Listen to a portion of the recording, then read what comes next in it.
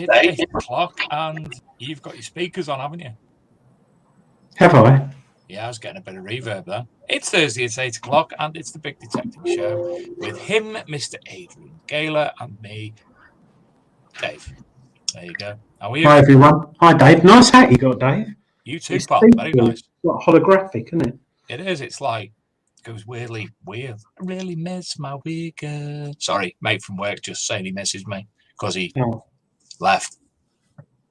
How's your bottom? My bottom.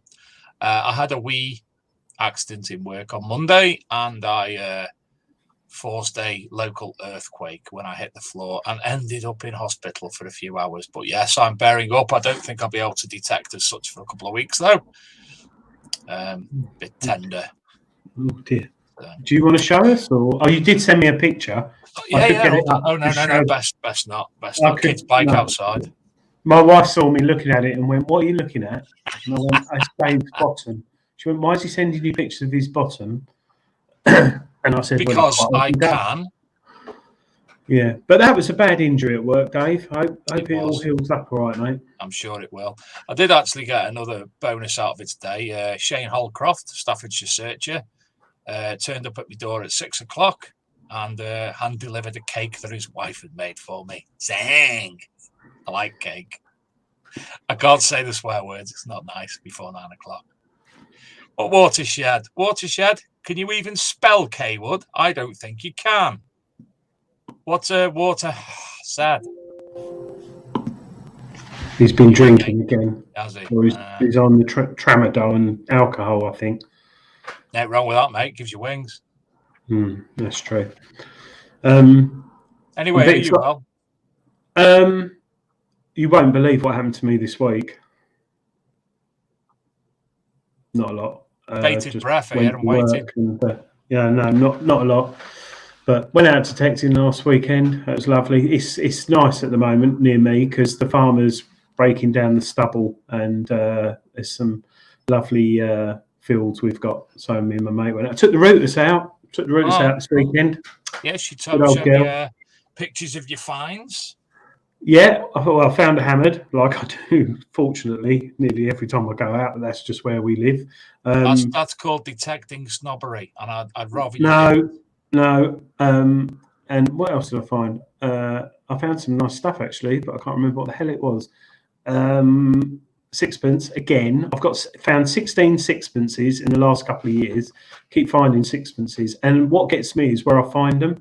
It's like, considering they're like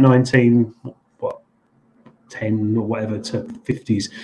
I found a 1939 one literally in the middle of a field, and it must have been from where they burnt something or waste or green waste or whatever years ago. But you find it, and it's like a mile away from the nearest road, and you think, but then it could have fallen out of Farmer's pocket. But it's all nice finds. I went out this weekend, didn't I? Yes, I did. A little story as well. So I'm detecting away with me Xterra 705, and I'm finding multiple bits of aluminium, thinking it's just like, farm rubbish, tin cans, throwing them in bag. And the more I went on, I thought, there's a lot of this, and it shouldn't really be like this. There's not much else going on. And then Shane said to me, I've had a load of rivets, and my mate had a load of rivets off that field over there. So I thought to myself, Now, I'm an aircraft fitter by trade. And I put two and two together, and I thought, well, I wondered what them rivets look like. So he gave them over, and I was able to identify them as something that would probably go on an aircraft. And that's Luke just messages inbox. Our guest tonight's disappeared for a moment, hoping he's get a better connection, and he'll be back shortly because he was behind the scenes. So, Luke, can you just give us a private chat, or Laura, hello, just to know? I'll go in there actually and keep an eye out. So anyway, I put two and two together, came over with 73 and done a bit of a investigation online straight away and find out we were either in the field or in the next field that was a World War I airfield. Oh, nice. Very nice. And told the farmer my thoughts, and he went away and told his wife, and she went off for a walk with Doris, a next door neighbour, who said, well, my dad who died about 10 years before at the age of 93, lived in that farm over there, and he remembers a plane coming down in World War One, which fits into the timescale and the potential of the flight path of where debris might have come down. So very interesting. That's very, very interesting. The more I've read into the airfield and whatnot, it's become even more interesting.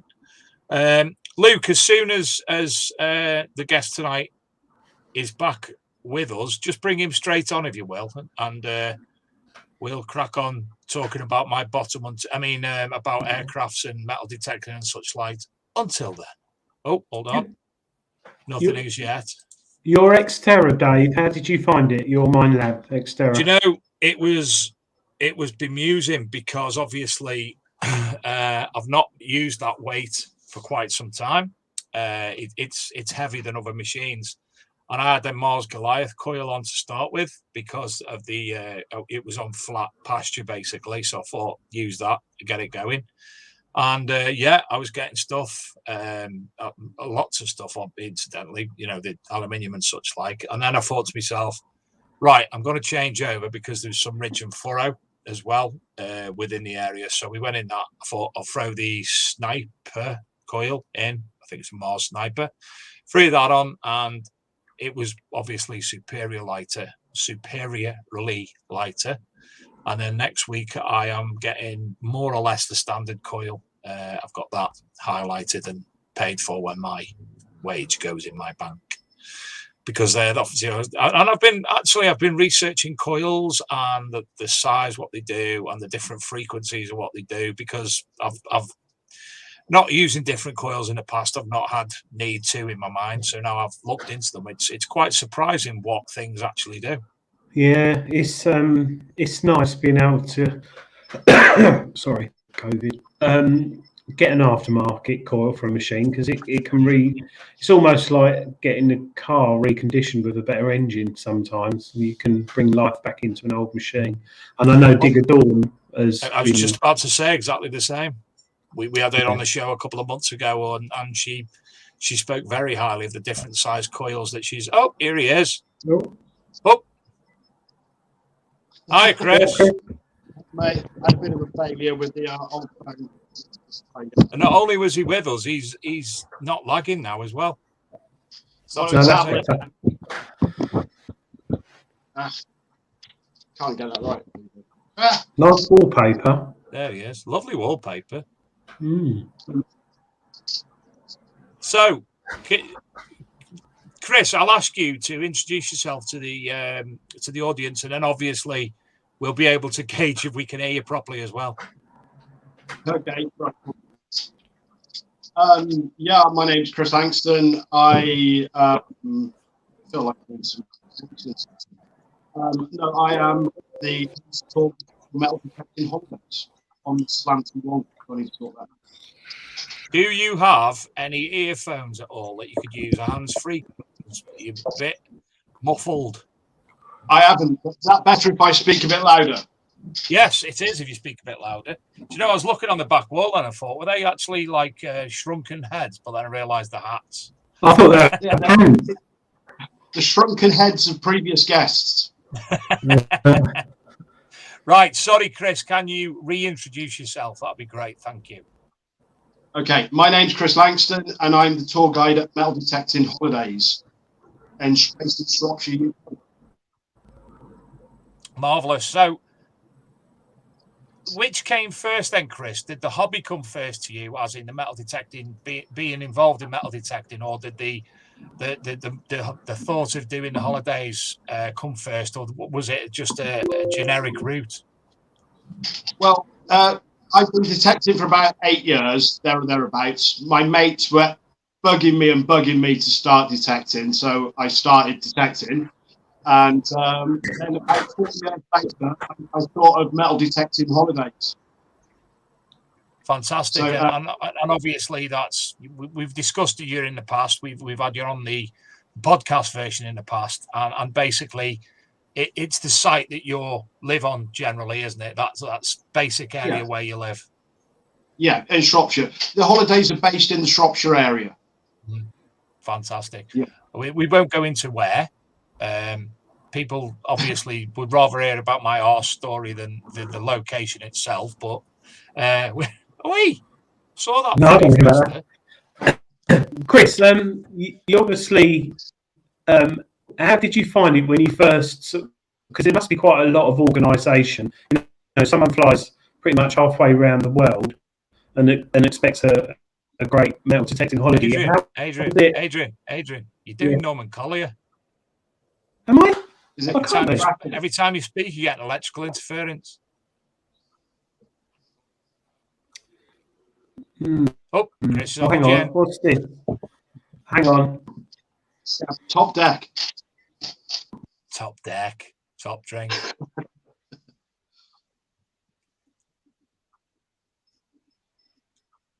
That's better.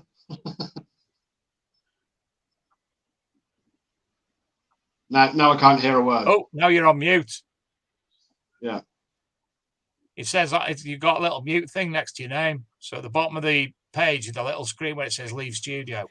Right. What about now? What about now? Can you hear me now? Now I can hear you, and you're not as tinny. Yes. Right. I don't know what's causing that. Sorry, Chris. The first event you organised, how did you find it? Did it go well, or did you have problems, or did you learn from the first event? As you can imagine, it's a constant learning. It's constantly evolving. Dealing with different people is always going to be different every time you do a tour. As with everything else, but no, not any problems. It was my first tour was with the Garrett team. So we had Aquachiga, Jocelyn, not KG, Ringy, and Carlotta, and that was only a 4-day one to start with, and that went really well. Went really smooth. Picked up a lot of tips and advice from the pros, obviously. And it went really well. We've had a couple of challenging moments. Obviously, you fly all that distance and you're not finding stuff because, you have to look for it and you have to get used to it. You know what it's like. You've got to walk over it. And so that can be a little bit challenging. But they do, in total, around about 100 hours, small groups of around about 4 or 5 people. They do about 100 hours over 10 days. So that's 10 hours a day in the field, which is about UK's detectorists 3-4 months, combined, condensed, and you always find something. Not everybody goes home with the holy grail, which is a hammered coin, which is always. I'm not all about the coins myself, so it's a bit weird. But yeah, so it's all in all, it's been very good. And do you detect at the same time, or do you just sort of chaperone them round? I try to detect, and if anyone's struggling, I'll help them out with a signal. If obviously I won't dig anything of my own, if someone else is struggling, and I'll say, "Come and try this." You know how you do with your mate in the field. It's very, because the groups are so small. It's very personal, experience. You're never too far away from anybody. So I try and detect in the field with them. Does it happen? Not really. I always enjoy going detecting. My best highlight is when they've gone. I like to go detecting. So we're talking about predominantly it was Americans who originally came over, but you have people from all over the world. Yeah, we've had guys come from Australia, New Zealand, Finland. There was one guy from Germany. We've had guys from Canada. We haven't had any French or German. So it's always been the only place in Europe has been Finland, I guess, and quite a few UK guests. Because I can do a 1-to-1 over a weekend, and people like to learn their machines and have come over for the weekend detecting with me before they go to a rally, if you like. So, yeah. Oh yeah. Have you seen that? Have you seen that sketch with Ronnie Barker, Ronnie Corbett, and John Cleese? I am considerably bigger than him. That one. Yeah. I'm more important. It's like the three of us here by the height size thing, isn't it? Ronnie Corbett on the end here. Yeah. Better than me.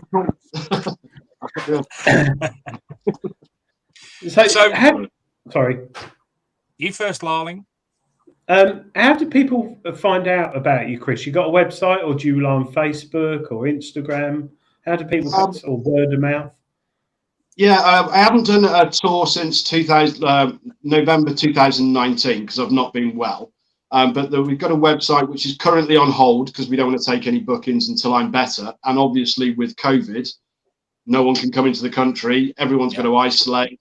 We've got to quarantine either side. At the moment, realistically, I don't think, with my fingers crossed, I get a lot better because I've got a poorly lung.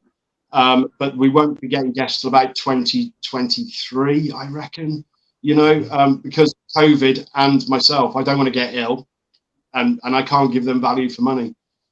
So, well, the best thing about this hobby is at the end of the day, Chris, that whatever's in the ground remains in the ground. It will be there in 2023. If you don't get it done till 2027, it'll still be there then. It's not like fishing where you're not going to get a bite. Everything's still going to be there. Yeah. That's a really good point because that's what I'm always saying to people about, it's not gone. And with the fields, people are very scared about coming on the land because other detectorists have been on there.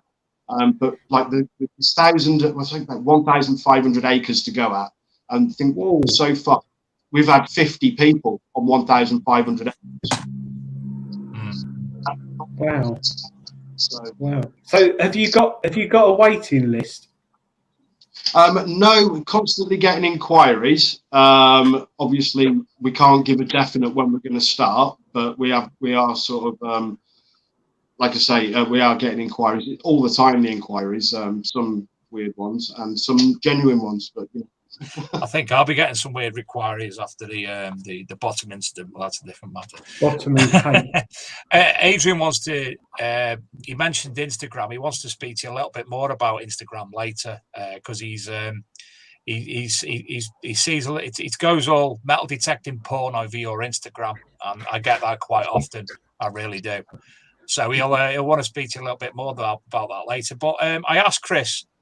I thought it'd be interesting to get a few testimonials from people who've actually been over and taken part in Chris's tours. So he sent me a few of them. One of them I'm not 100% sure. I want to play it, but it's telling me I haven't got the right codec. Adrian, what's that mean? And I have to buy. Have you got VLC player? Yes, I have. Open no, it I with haven't. that. Right. Okay. I'll sort that out while we're off air. But Luke, if you could run the first video, and this not so much a testimonial, but some nice words about Chris, I think. Luke, Laura, roll VT. Nudge. VT. Roll VT. I'm not putting my Digger Dawn wig on again. I'm not doing it.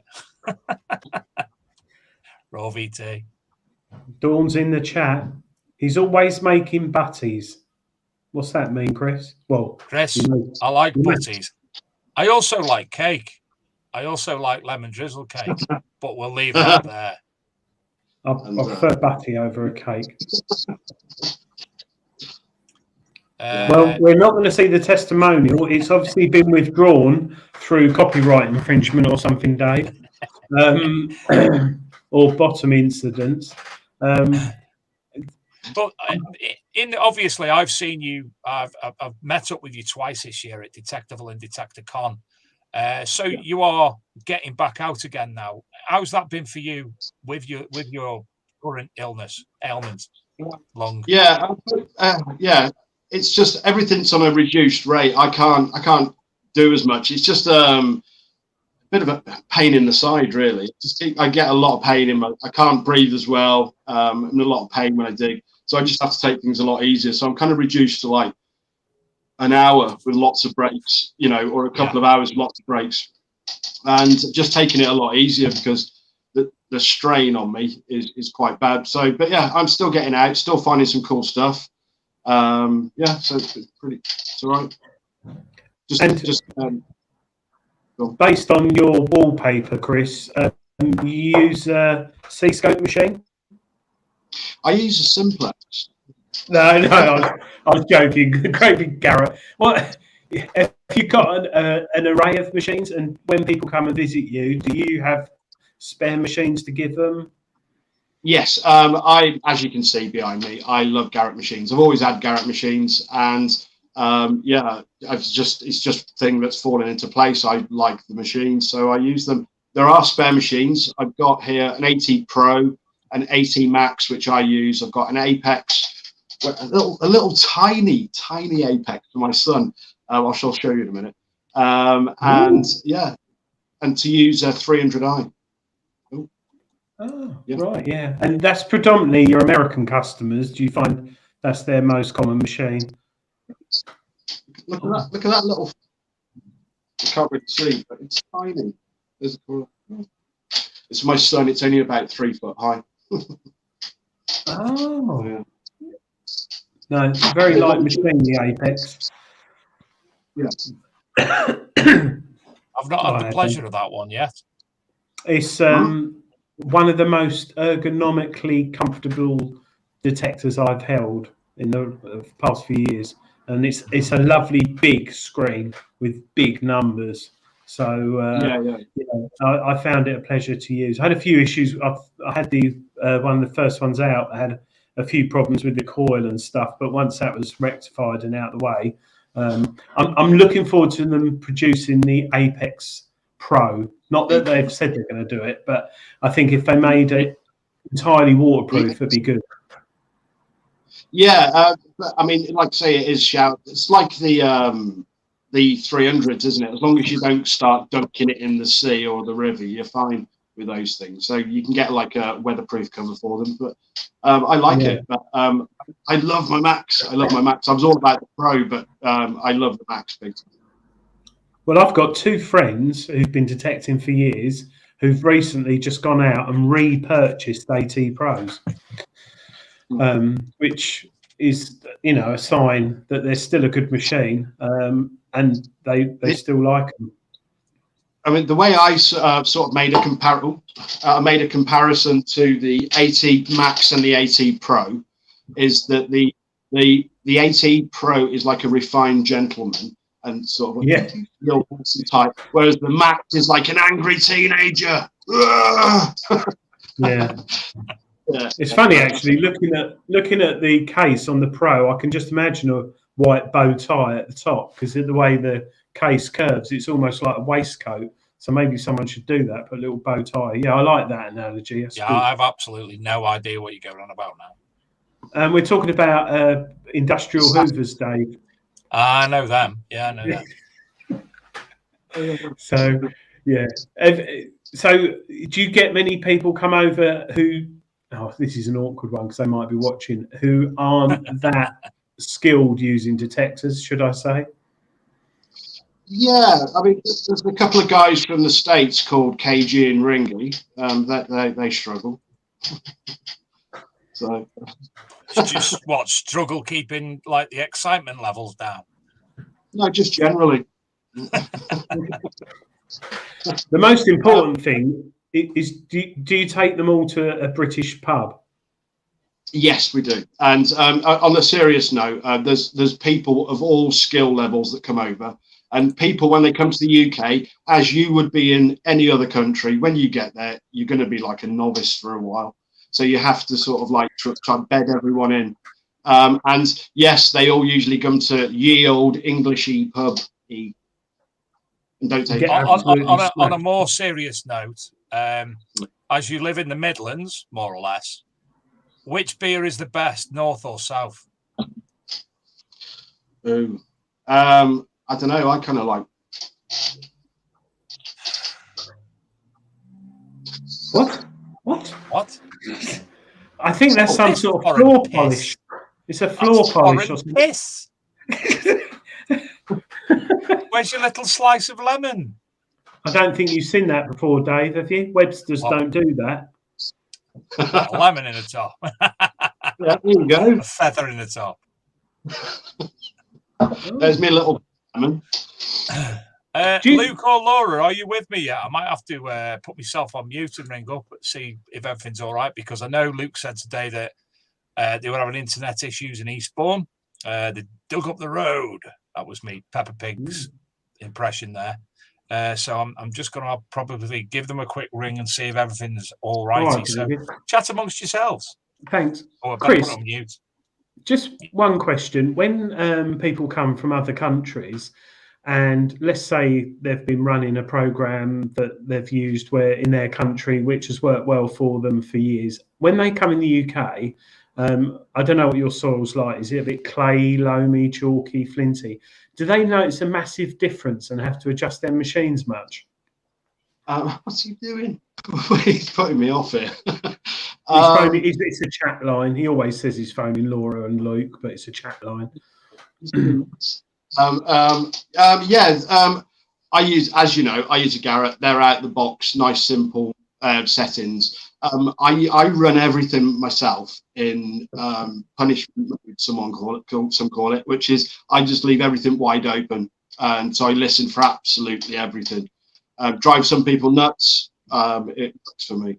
So I try and get them to. Everyone talks about. I use the hot program and I use bizarre word programs and so and so's program. I just go with what you know. And I've kind of got a few mates who have different few detectors and advice from other people. So there's MindLab users I know that I can ask, what programs can you give this guy some tips? So I kind of generally reach out to other people that are good in the field. Dr. Tones is always good to reach out to. You can reach out to Adrian because he's the foremost metal detecting testing expert in the Europe. Yeah, move on. Yeah. I think Luke is having issues. He's had to reboot the system. So hopefully he'll be able to play the video right about now. Well, I first met Chris at Detectable in 2018. Oh, blimey, 3 years. That's a long time, that. Well, it feels a long time. I've known him, actually. So he was arranging metal detecting holidays, and I tagged along, and it used to turn up at the days that he was doing. He makes a very nice sandwich, I've got to say that. Now, one of the things that I've noticed with Chris since I've got more friendly with him is that he doesn't know the basics of metal detecting with Digger Dawn. And the first problem he's got is crisps. He's got no idea about bringing me the right flavour crisps. And that just nasty Chris buys me salt and plain. And that nasty Chris just gets plain. And I turned up at the Spring Detectable this year and he brought me the worst flavour in the world, plain. Having a crisp break. Chris has brought very plain crisps. He's not up to Kev's standard at all. I mean, who brings anybody plain crisp? Come on, Chris. They were disgusting, and Kev brings me prawn all the time. I told him that, and he, and he even seemed a little bit upset when I pulled my face and said, what are them? Now, the next thing I've taught Chris is how to use the Garrett AT pinpointer.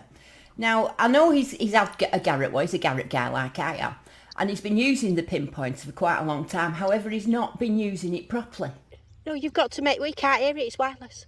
All right. So what do you want me to do? Make it when you hear it buzz, go buzz. God, don't you watch any of my videos, Chris? Buzz. That's it. Buzz. That's it. So the viewers can join in the experience. So he's got a little bit better, the next time I saw him, he had to go on his own. What did you say it was? 55. 55, and he's desperate to catch up with me because if he don't find anything better than me today, it'll be 3-0 to Dawn. see, you remember, don't you? See, you're like somebody that remembers. You've learnt that well. Without me telling him, which shows that he listens and learns, which is good. So next time, I'm going to have to show him how to actually find anything, because when I go out with him, I find hammered coins, and he just finds a couple of musket balls. He's gone in the lead with 2 musket balls, so it's 2 balls to 1. Oh, it's not silver. It's a grenade case. And my star find, I think, has probably got to be the splatted musket ball. Oh, you like splatted musket balls, don't you? We do like a splatted musket ball. Yeah, button. Still not better than anything yet. Now, I've also done some other things with Chris, because he's quite a fun guy. And one day he invited me to go bottle digging with him. So I went down, he said, oh, it'll be nice. So it was a hot sunny day. I put some shorts on, and the place he took me to was full of flies, It was knee deep in nettles. I've got more blood running down my leg now. I've got a bit of blood from there. And I've got a bit of a sting there. Ow. Oh. And the place he made me stand, I fell down a rabbit hole and cut all my leg and got blood down my leg. Stood it then, look. Look. And my foot fell down a rabbit hole. And I was a bit fearful about going again after that with him. I think he did that on purpose, actually, because he was trying to get me back for the disappointment over the plain crisps. You know, he better bring me some better ones next time, because if he doesn't, I might have to just fall out with him.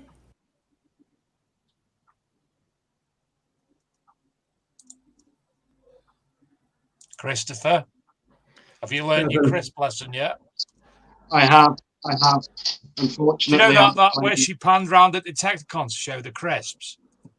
I saw a piece of cake there, I'm sure. It might have even been my piece of cake. Yeah.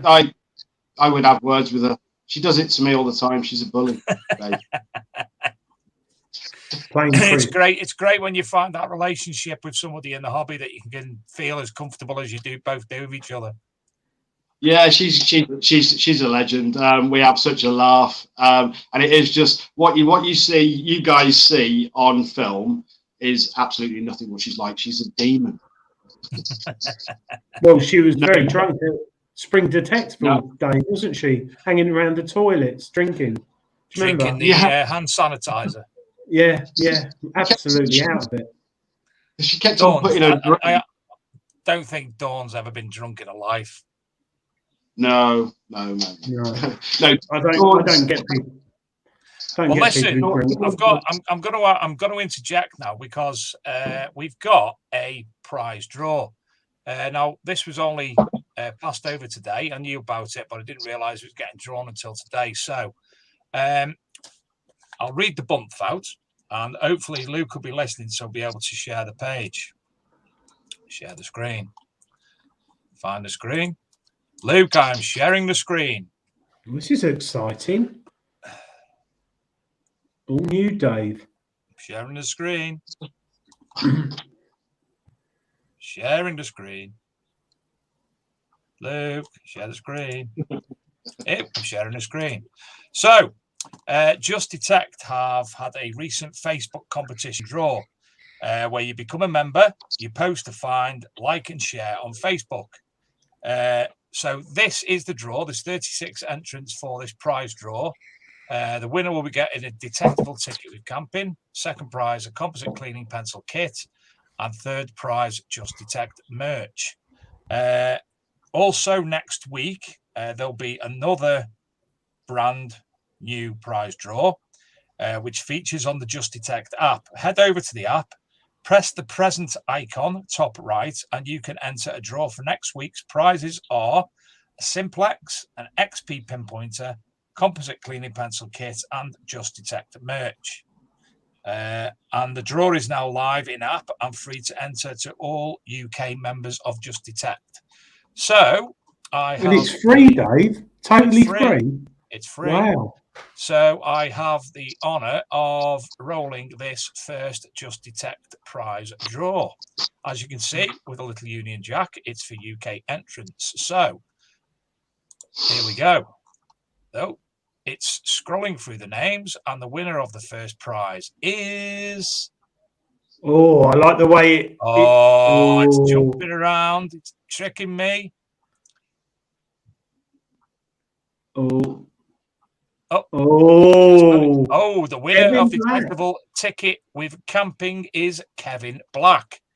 Now, I presume I press the roll button again. I like this. So this is for the composite cleaning pencil kit.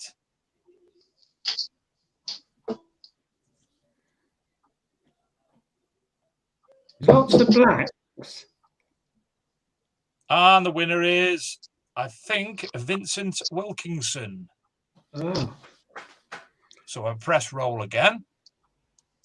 All of these people will be contacted via the app as well to tell them what's what. So the final prize, which is Just Detect merchandise, We're gonna have to do a guess the name here, aren't we? It's Discovery. Oh, I like that name. Well, that's a nice one. So the draw is complete. Winner of the detectable ticket with company is Kevin Black. Second prize is a composite cleaning pencil kit. And third prize is Just Detect merchandise. So if you head over to, let me just read again. If you just head over to the Just Detect app, sign up if you want to, obviously, to be a part of these draws. Click on the present icon on the top right, and you can enter the draw for next week. Prizes are a Simplex, XP pinpointer, composite cleaning pencil kit, and Just Detect merch. So thank you to Scott and the team of Just Detect for asking us to do their first prize draw tonight. And as I say, get yourselves on over there to enter it for next week. That went well, Dave. And all three. That's some good prizes in there. You've got to be mental not to enter. They look nice crisps. Chris, what flavour are they? Oh, thanks for asking, Dave. I think there are ham and English mustard. Oh, that sounds delightful. Nice bit of prickle on your tongue. Yeah, probably got a load of plain ones at the back for Dawn next time he sees her. Yeah, it's just that is a bit low. That is a bit below the belt, though. Just what is it, black pepper or sea salt? We seem to have somebody, a Gmail user, talking absolute claptrappery in the comments as well about proving an unsolved theory mathematically makes the solving person the real copyright owner, not the person who was the first one to generate the unsolved theory, whoever he may be. Makes absolutely no sense whatsoever. That's a bot. No idea what they're on about. Someone's account's been hacked or something. That's a bot putting all that waffle in there. Is it not in the chat? Absolutely no idea. They're in the chat. They said there are some unsolved integration problems in maths which are a mystery to be solved, yet by mathematicians all around the world. There's also lots and lots and lots of unsolved mysteries about my anus as well, but we won't go there tonight. Why don't you go and do something better? Or why don't you used to say turn off television set, go and do something less boring instead and sitting at home watching TV, turn it off. Turn it off. It ain't no good to me. Oh dear. Not Adrian. You're Adrian. Chris. Yeah. Bottle digging fascinates me. My brother and the bloke over the road, they were potholders, so used to do Gaping Gill and all the massive things in a lot of places in North Wales. And they used to bring a hell of a lot of old bottles home. So it's something that's always fascinated me greatly. There's a couple of people I know, obviously. Name's gone. No, name's gone. I know what about in my head, but there's a chap who I'm friends with on Facebook whose name's eludes me, goes bottle digging all the time. He's having some absolutely astounding things up. But again, the site that yourself and Dawn have been visiting, is that part of this 1,500 acres? No, this is just a little permission that I managed to get, and it was really strange. It's right by I won't say where it is. It's just on the outskirts of where I live, and there's a little enclosed sort of like forest area jutting out into the field, detected up to the fence, and I thought, oh bloody hell! I could see like what looked like loads of white field mushrooms, bit in the woods. And I was thinking that's a bit odd because they should be in the field. I looked over, and it was a plate, a GWR plate, and then a cup. So I was looking around. It must be about the size of a football pitch, 2 acres, but in like a rectangle of this like old Victorian tip. So I say Victorian because there's lots of Edwardian, Victorian on the top. Sorry, Chris. I'm going to have to stop you in a moment. Luke, could you block Lord is King, please?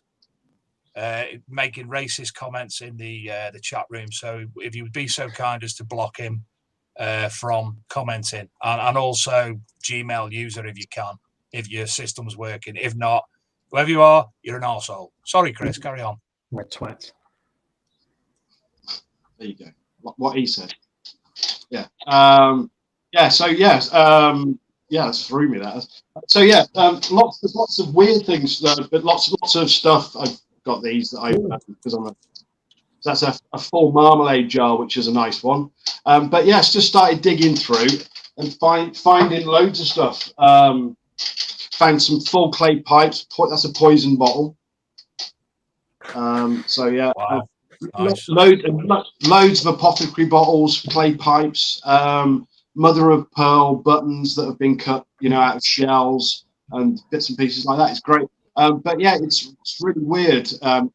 If you can, what's so bizarre about the dump is that because it's Victorian, and Edwardian, there's no plastic, so it's just really rich black soil and soles of shoes and bottles and anything that wouldn't decompose. So it's really bizarre not to see plastic everywhere.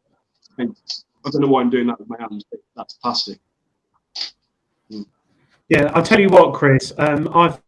Near me, I've got a couple of bottle dumps, and it's on a par with detecting. It's a lot easier, and obviously you don't have a detector. But I've got some fantastic bottles and jars that I've found over the years. The ones with the marbles in, the bottles with the marbles in, and I found a bottle of Tizer, which must date back to I didn't realise it was that old.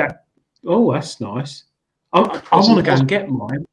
I could go and get mine, but I found this bottle of Tizer, and it still had the cork topping, and it still had some Tizer in it. And yeah. I shouldn't say this really, but I actually put a bit on my finger when I opened it and tasted it, and it did taste. It's probably been in the ground for like 60, 70 years. It could have killed me, but it did have a hint of Tizer and a bit of mould and stuff. You've never like seen the Mummy. You've never seen the Mummy. Yeah, I have actually. Like yes, because you're going to end up bringing back some. I'm fine though.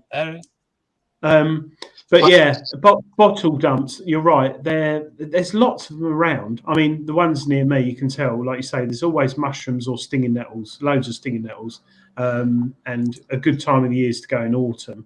But I love bottle dumps. Absolutely love them. Like you say, there's no plastic in there.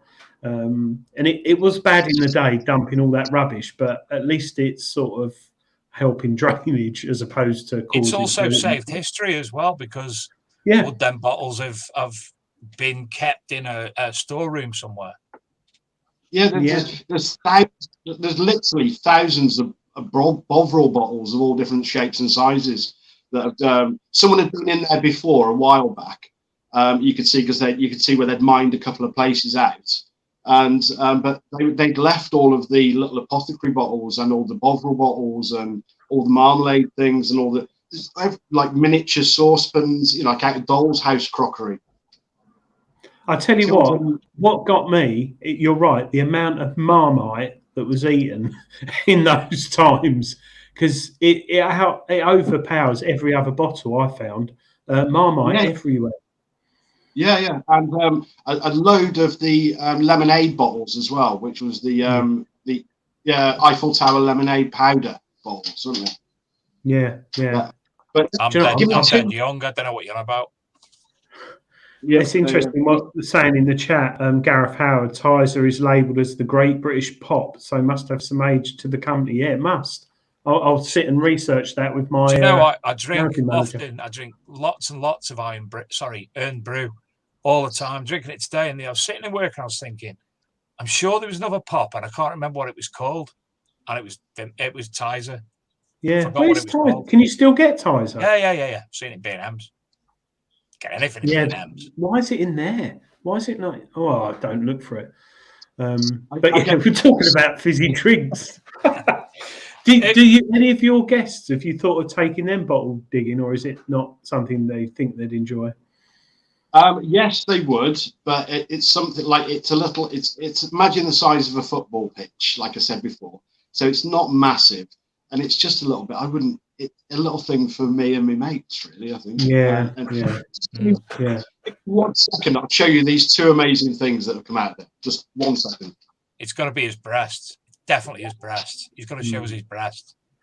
What do you think? I want to get my bottles now. I thought you were going to get your breasts. I've got some bottles, but I bought them from a car boot sale. Oh, lovely. That one, that one there, that is actually a Shropshire one. but take this golden stamp on it. And that one has got kind of like a weaving. But I found this one when I was with Dawn. But yeah, that one's a little bit broken on the end. But wow, yes, fascinating. Yeah, I still like finding the other end of the shrapnel, the parts of the pipe itself as a part of the bowl. Well, for me, I'm delighted to find the bowl, you say, or like the maker's mark on the foot. So on the really early ones. I've actually got a new what do you call it, reconstructed copy of pipe. It's about, well, I can't show it. it's long, and my father-in-law, brother-in-law brought it for me a few Christmases ago, and on Christmas Day we'd all like pretend we were sort of in ancient times smoking or Gandalf. choking. Yeah, well, at Ironbridge Museum in Shropshire, there is an actual. It's like it closed down in the 1950s, and it's Broseley Pipe Factory, and that's where a lot of the pipes in the UK are from. And when they shut the doors, they left all the moulds, the clay, the fire, everything was there. Now it's a museum that you can walk around and see everything just left as it was, and it's genuinely left as it was. So for me to find those little, to go to Ironbridge. Ironbridge, it's a pipe museum, that is, but it's part of the Ironbridge Gorge Museums, But really good. I've been threatening to go for a while, but I still haven't got around to it. Luke, could you roll a VT for me, please? Hey, what's going on, guys? This is Brad Johns, Hoover Boys. I just wanted to throw a quick video together and give a shout out to Chris Langston. He operates Metal Detecting Holidays, as if you didn't already know. That's why we're all listening to him. It's a great little program that they got put together over there. Just a little feedback. It's not a huge production. It's not intimidating. It's not hard to get on great finds. You're not going to just pounded out areas over and over again. You're going out in small groups, and it's for serious detectors too. Like it's not for the faint of heart. Like you're detecting all day, sun up, sun down.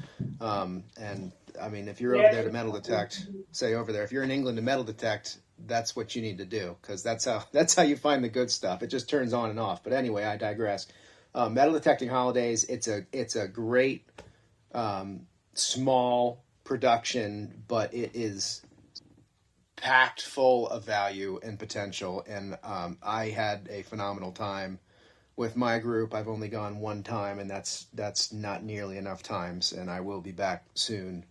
But yeah, that's my 60-second feedback. Is Metal Detecting Holidays is a fantastic, well organized, easy to get a slot for.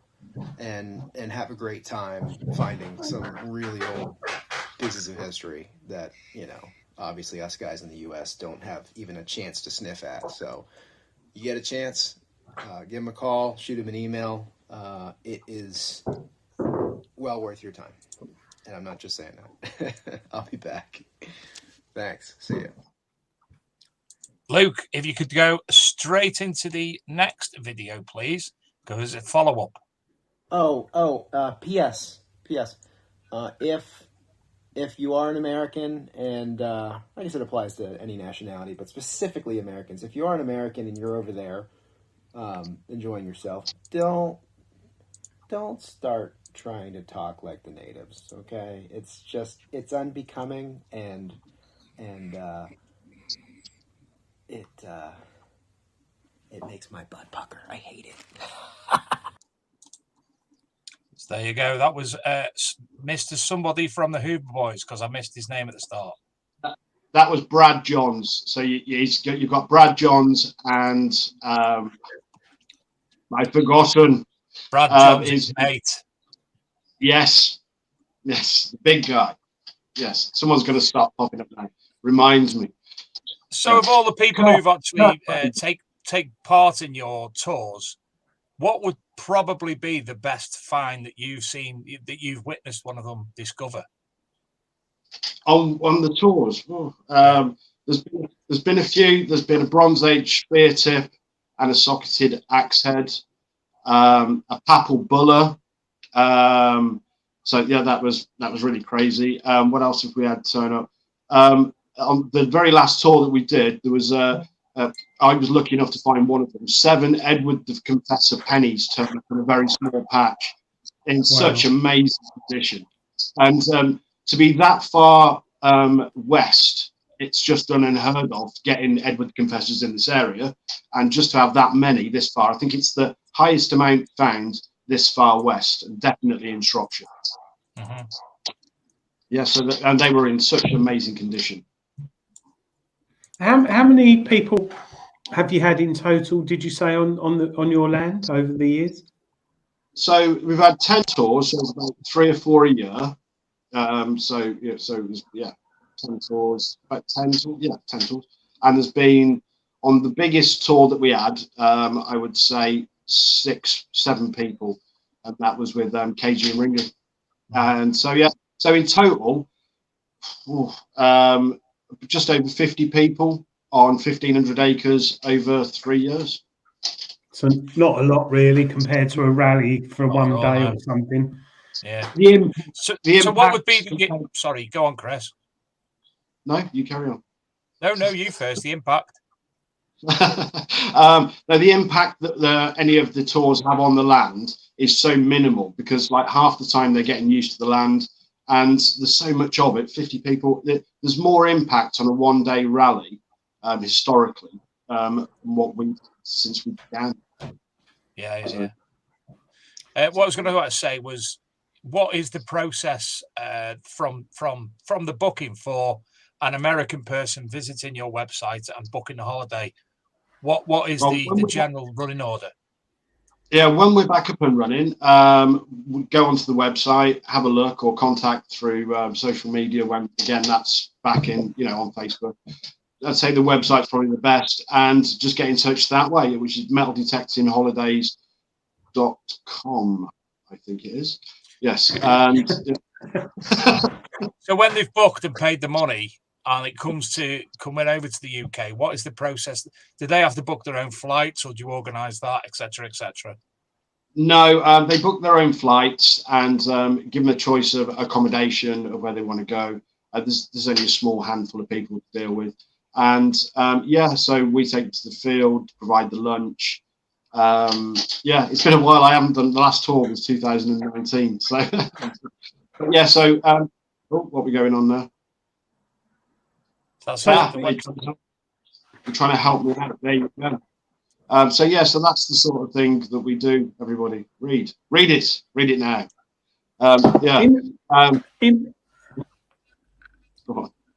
Sorry, Chris, in regard to lunch, we had Japanese treasure hunters on last week, Americans living in Japan. And I asked the question almost every show, what do you take for a packed lunch when you go detecting? So Dave is obviously cake. Mine's sort of 4 cans of Stella and a pork pie. But what do the Americans, are they fussy eaters, or the people from overseas in Europe? What do you do about packed lunches? It's mainly Twinkies. Yeah.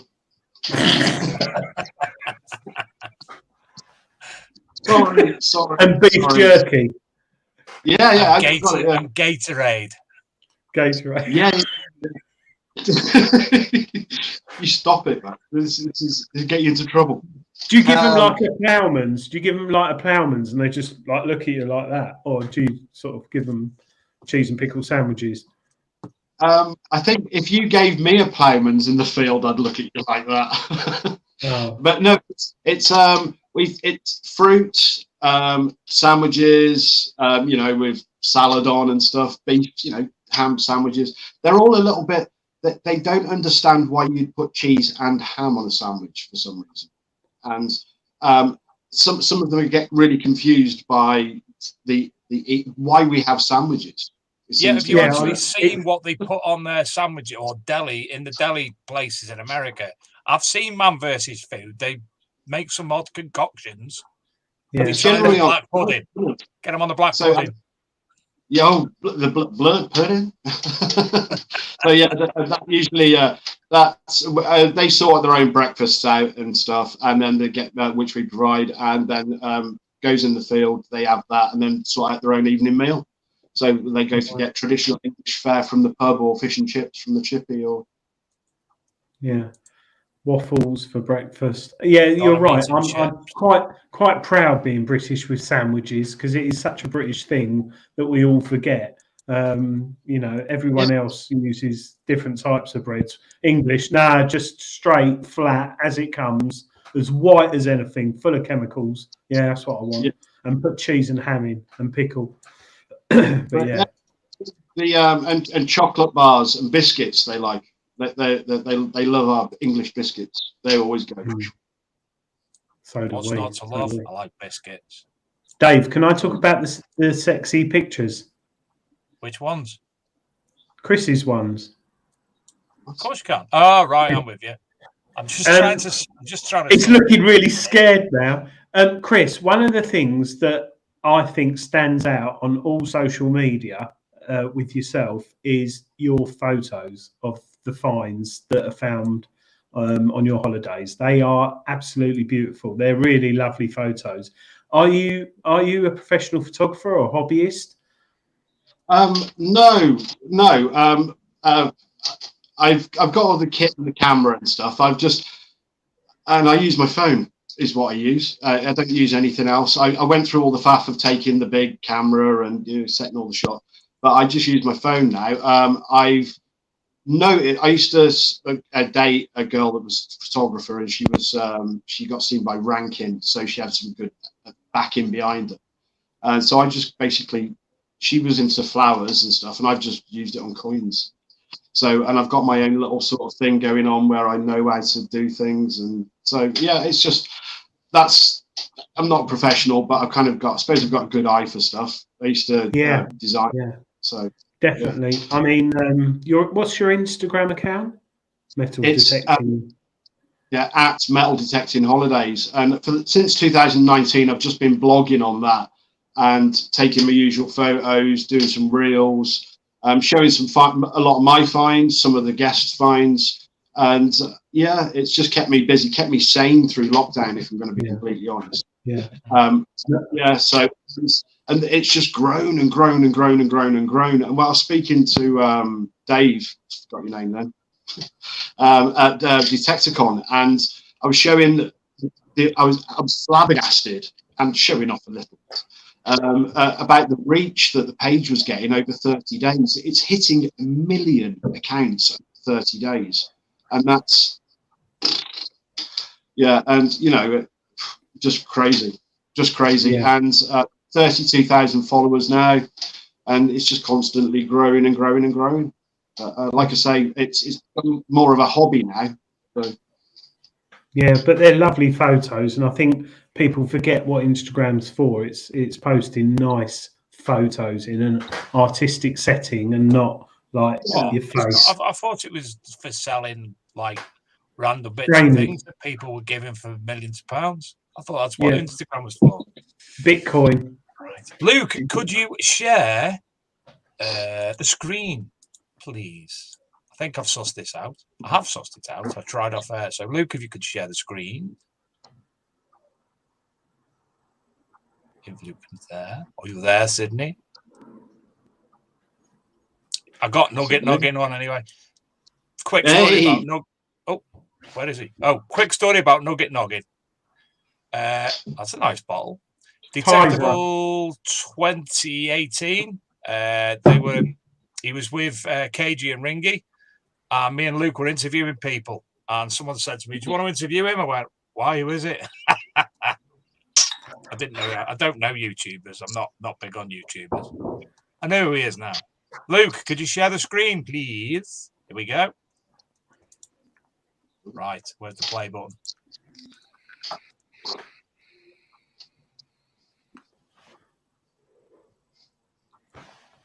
Hi, I'm Dave's lost long son. I came on the show tonight. No sound, Dave. Dave? What? No sound. Is there not? Oh, No. right. Okay. Sorry. That's my fault. Right. That's because I haven't done it for so long. We've had no need to. Right. Luke, can you share the screen with audio, please? I knew what he was saying. I could hear him. Luke, share the screen again. Here we go. Y'all, this is Nugget Noggin. Can you hear him now? Just want to let y'all know about my trip over to the UK to go metal detecting in England with Metal Detecting Holidays. That's ran by Chris Langston. Spent 10 days over there. It's a really epic adventure. Had a group of friends with me, I think about 8 of us or 9 of us. And anyway, we went metal detecting over the course of a week on some farm fields and all kinds of really old properties. Chris was an amazing host. He walked around like literally 2 miles through the field just to check on us to make sure we had water, snacks, that we were finding. So it was very awesome, Chris. I really appreciate that. And the landscape was amazing. It seemed like every 20 or 30 feet, you'd be detecting and get a good hit, and it'd be one of those King George coppers, a 1700s coin. And over there, they're easy to find. But over here in the United States, where I'm from, it's hard to find a coin from like 1750 or 1770s. You have to work really hard. And so I was actually really surprised that when I was over in England at Metal Detecting Holidays, that I found so many of the 1700s coppers. I probably had 20 or 30 of them before the trip was over. And there was also a lot of hammered silver coins found. I think between the group, we got close to 20. So, and I got one as well. So definitely an awesome experience. I highly recommend it. So if you are in the UK or if you're in another country and you want to visit England and go on a 10-day metal detecting tour or 7-day tour, I'm not sure how long they are now. But if you want to go on a metal detecting tour, I highly recommend Metal Detecting Holidays. Y'all go check them out. Chris Langston will take care of you, and he'll put you on some old sites. You have the possibility to find Roman coins, Celtic, hammered stuff. I mean, pretty much anything from 2021 to 2,000 years ago. So you'll definitely enjoy it. And by the way, y'all, if you haven't checked out my YouTube videos yet, go on over to YouTube and type in Nugget Noggin. I'd really appreciate it. So that apparently Adrian thinks is my lost son. Oh, you heard it. You did hear it. Well, you got the same hair. That's the only reason. I've got no hair. Oh, You've seen me. Oh, yeah, I had hair, didn't I, for a bit? yeah, you did. That episode of my life. I just want to get him one day and take him out and get him drunk on Mad Dog 2020 and see what happens. Is that a northern beer?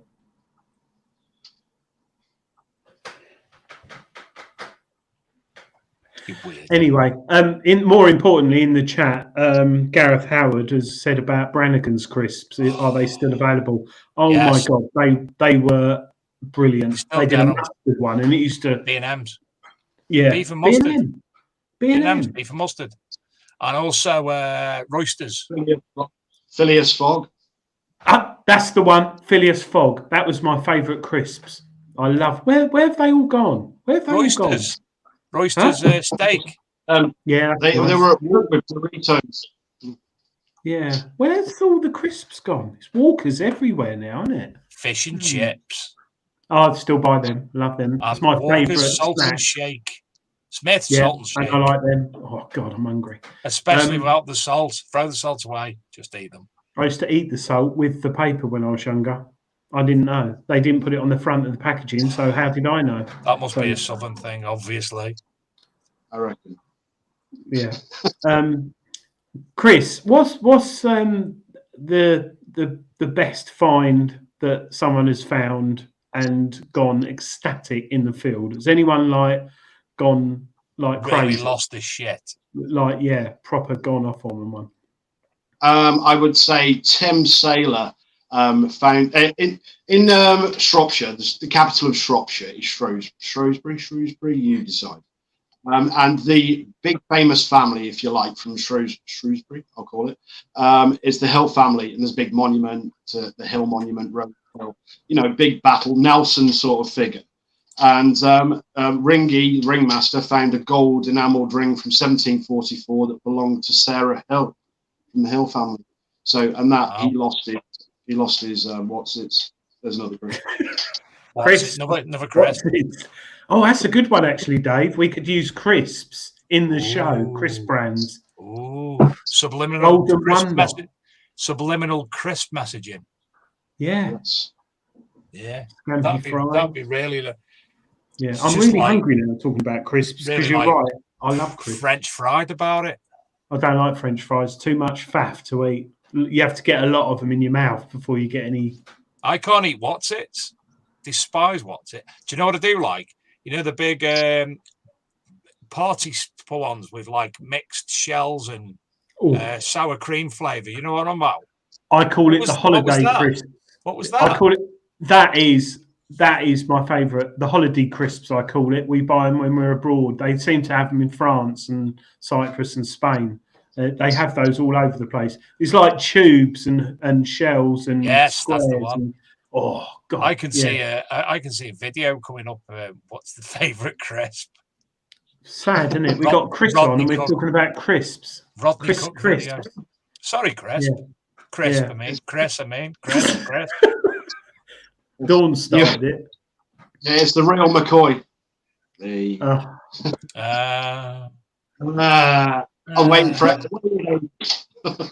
I'll tell you what I've got here.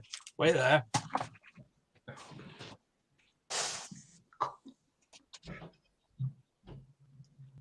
Yes, good crisps. Yeah, very good crisps. God, bloody hell. I might have a pack. Yeah. Chris, moving away from crisps, what got you into metal detecting? How old were you, and what was your first machine out of interest? My friends, I used to do a magazine with a history section and was doing lots of research historically. They said to me, come detecting. I said, no. I tried it. Then I got hooked. And it was a Euro-Ace was my first machine. Right. And yeah, I found loads. It was just fantastic with a big Mars coil on it, like a 11 by 12 or something like that. That was your first machine? Yeah. So, and then I got a Pro. Then I got a Pro. Oh. Luke, can we go over to the Diggers Dips prize draw, please, young man? Oh, he's doing it straight away. Oh, there. Can you see it? How many people? 36. First prize this week is a Britain's First Coins book. Second prize is a cleaning pencil from the cleaningpencil.com. And third prize is 5 Diggers Dips tokens. Very good book. We've had this one before, haven't we? We spoke about this. I've got that just by over Chris there. Rudd. I've got it somewhere. Yeah. I don't know where anything is anymore. Just piles of things. The Norfolk Wolf metal detecting book is a very good one to put in the prize draw. Hint, hint. Bless him, he passed away. Because then you'll join it. No, I've got it. It's one of my favourite books. Only, but it's really good. Right. So, draw starting now. Chris, a number between 1 and 36, if you will. 27. Adrian. 3. 2. It'll be 52. 573. Oh.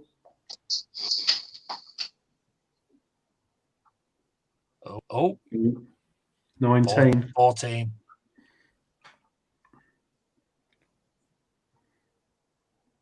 Play along at home. Oh, it's 14. Andy Ops wins Britain's first coins book. Chris, number between 1 and 36 book. 19. Adrian. 31. 27. Oh, we're all close. Oh God, Kerry Fuller's talking about frazzles. It's my God, I've got some in the kitchen. I'm gonna have them tonight. Can't be doing. It's a 2. Can't be doing with frazzles. What else have I got here? Oh, I've got. Oh, I like them. Oh, I've got right. You like the number 28, which is Geordie Dig Gal. So congratulations, well done. You've won the cleaning pencil. Check these. These are from Costco. Can you see them? I've had them. Yeah, they're not a crisp though, Indonesian Dave. crackers. They're continental crisp. They don't count. Are you in the kitchen or are you getting it I'm from in the under your office. bed? Crisp in the office. Kettle crisps. I'm not. No, a lot of fat, a lot of mastication required for those type of A crisps. lot of what? Mastication. Oh, right. 19. 18. 12. I can't even pronounce that. So third prize for the 5 Diggers Dips token goes to Swizzle. So first prize and the ops, we'll get the Britain's first coin book. Second prize, Geordie Dig Golf, the cleaning pencil, and third prize, Slizzle for the 5 Diggers Dips tokens. Congratulations to all. You'll be contacted in a unusual manner, and thank you to Diggers Dips and to Cleaning Pencil too. Thank you, Graham. So there you go. Prize draw's done. Right, I'm going to line up at the next video. I like this one. I've kept this one till last. Luke, roll VT.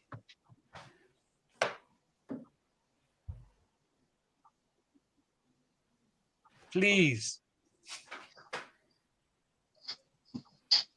He has got, he said to me, it's been going on a few weeks. They've been digging up all the roads in Eastbourne. And while he's been away, when we had that inadvertent moment last week when I had to run the show, his son's been having issues at home, obviously, with his internet and whatnot.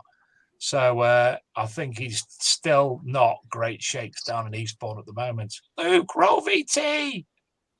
Can I ask Best one. Quick question for Chris whilst we're waiting. Chris, can English people book holidays with you? They can, but I'd always say it's probably better to go to a rally because it's it's so much more cost effective. And if they can learn that way, then let's work out a lot cheaper. It's I would say yes, they can, but I would always recommend going to a rally. Well, Chris, I don't want to come metal detecting with you. I want to come bottle digging with you. I want to cut my legs in rabbit holes and stuff like that, and bring nice crisps. Do you take your guests to the pub and bring them home, or do they have to find their own way? They have to find their own way. Oh, I was going to book. That's all. I quite like the idea. Adrian was going to book in. Yeah, I quite like the way of just sitting in a field all day, being fed Twixes and cheese and ham sandwiches, and then being taken to the pub and brought home. Just come up with a great business idea there, mate. What, food detecting? No. Oh. Pay people to do that for you, just generally. Don't tell Mrs. Gaylor, obviously. What, to go? I'm lost here. Feed you in a field and then take you to the pub and drive you home. Yeah, that'd be quite good. I've still not been to the pub since they've opened. I have. Yeah, you were there with Denise Van Houten's boyfriend, weren't you? Yeah. Not personally. Here we go. I like to metal detect. Just one time at metal detecting holidays, I went metal detecting with my friend Chris. He's real nice. We found metal things in the ground like coins. Some of the coins I found was silver. Then I found a Pope Pius II papal seal from the Vatican. That was real old and it was made out of lead, and we put it in a museum. Then I found a gold-plated Georgian religious statue. That made me real happy. Then I found a 900 BC Bronze Age axe head. I think that was pretty old too. Then I found another thing made of lead. At first I thought it was a pencil holder made by a small child, but no, it turns out that it was a medieval inkwell, quite rare and valuable. Yes, indeed. Then I found a solid gold ring from 1744 that was featured in a TV show because it was so historical and such. You can see that episode on diggingtv.com anytime you like. That's diggingtv.com, in case you didn't understand me the first time. The episode's called The Golden Ring. Got a little thunder and lightning here in the area. Good would be a little bit dangerous. You might have to take cover and put out a couple of pots and pans to catch all the water coming through the roof. You know what I'm saying?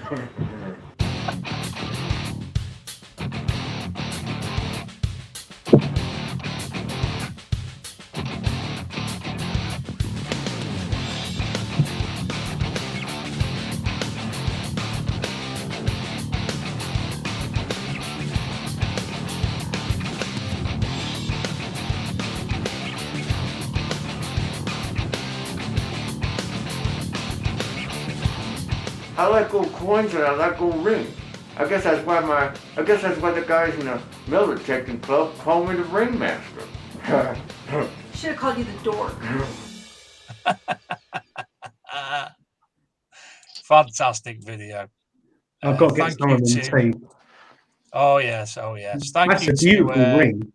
It is. Thank you to Nugget Noggin, to Dawn, to Tim, and to Brad from the Hoover Boys for all the videos tonight. Much appreciated. Thanks, guys. Now, Chris, he's just messaged me that his battery is on the low, so we'll be ending shortly anyway, young man. But before we do end, let's get you plugging all that you want to plug, especially Instagram, because that is something that people should. And then obviously you can bring that to Just Detect as well and put them up on there. Look sexy on there too. See what I've done? Yeah, shameless. Just if you want to see sexy pictures of coins rather than scantily clad ladies, then follow Metal Detecting Holidays. I'm on my own on the screen now, and it's really weird. But yeah, so Metal Detecting Holidays on Instagram. And thanks for having me on. And it's better. Ooh, I feel like it's great to have you, Chris. And you're more than welcome anytime. We can even do something when you are back up and running properly. I can come down and we can do some form of field report and talk to the people who are actually there with you, and get some decent feedback that way as well. Potentially, that's a nice hat, Adrian. Crisp report we could do. Crisp. Yeah, I'm actually thinking about, as well as having your Instagram for Metal Detecting Holiday, have one crisp Langston and do pictures of packets of crisps in sexy positions, painting them like them French ladies. Chris, are you going to be at Rodney Cook or Detectable? Yes, I'll be at both of those. So yeah, I'll catch up with you guys there. And you certainly will. Yeah. And speaking of Rodney Cook, me and Adrian and Luke have been in lots of different meetings this week with each other. And I've got to say that issue, eight of the printed version, the Archaeology and Metal Detecting magazine, which will be available at Rodney Cook and number 9 at Detectable, looks just as sexy as Chris's photographs on Instagram. Yeah, absolutely. Young Mr. Gaylor's played the blinder, and there's something in there that I don't think I've seen any other magazine of its type do as yet. But it's quite novel, and it's I'm very, very thankful of Adrian to doing that, because it's give us something different and new, which is meant. Well, we give that magazine away for free, so hopefully the articles this month and the bits and bobs in there people appreciate, and more importantly, it's in memory of Rodney Cook, which is all sold out at the rally. But the one-day event is still available. If you go to rodneycookmemorial.co.uk, rodneycookmemorial.co.uk, they've got a one-day detecting event, and they've still got tickets available. So if you go there or look on the Facebook page, you can buy a ticket online. It's really easy, and I think it's 20 quid or something. And that's going to be quite interesting, very interesting as well. And all the money goes to a good cause. That's what it's all about. I have one more thing that I'd like to mention as well tonight before we go. Not your bottom. Otis Arms, Digger Dog, sadly passed away this week. You remember him from the show. We had a little video of him running around with his back legs in a wheelchair type thing. Loving it. Chasing, well, he was carrying his spade for him, wasn't he? So Well, sadly, Digger Dog has passed away this week. Poor bloke. Boo. I lost my dog last year, didn't I? And that's like bad. Well, I lost my dad as well, but me dog. Me dog. I didn't mean to laugh, but I couldn't help it. What comes first, your dad or your dog? But That was your fault. No, I love my dad. But your dog, you see your dog every day, and it's like a child, really. And have you got a dog, Chris? No, I've had a dog, and I said I'd never have another one because I was so broken when he went. So yeah. Yeah, it's horrible, but never mind. One last question, Chris. When cooking at home on your stove, what is your favourite hob position of the 4? Back left. See, I knew I liked Chris. Research. I knew I liked him. Have you got gas or electric, Chris? Electric. Yeah. I find it steadier. You're doing so well, mate. So well. Halogen hob. So you got variable heat hobs, so they all deliver the same amount of heat. Yeah. It's like ceramic hob, yeah. Anyway, I've got soft plated wood. Chris, it's been an absolute pleasure. Look forward to seeing you in 2 weeks in the flesh again. And we'll obviously catch up then. And next week we have Mark and Karen Becker from Detectable. It's our prelude to Detectable. So you can learn all about that event, what's coming up. Obviously, we've done it for Rodney Cook a couple of weeks ago. So I've asked them to come on to do it for Detectable in a couple of weeks. So they'll be on next week. And don't forget to log on to download, join the Just Detect app. In the top right corner, press the little prize logo, which will take you to the draw entry for their next week's draw, which includes a simplex and a pinpointer. There it is. XP pointer. Just find that on the Apple or Google, and you'll be able to find that little prize there as well. So again, thank you to all tonight. Thank you to Diggers Dips. Thank you, obviously, to Just Detect for allowing us to, or inviting us to do that tonight. Thank you to you all in watching, especially to Luke and Laura, who work so hard behind the scenes, to Mr. Gaylor, and obviously to Mr. Langston. Absolute pleasure. So good night, everybody. Good night. Bye.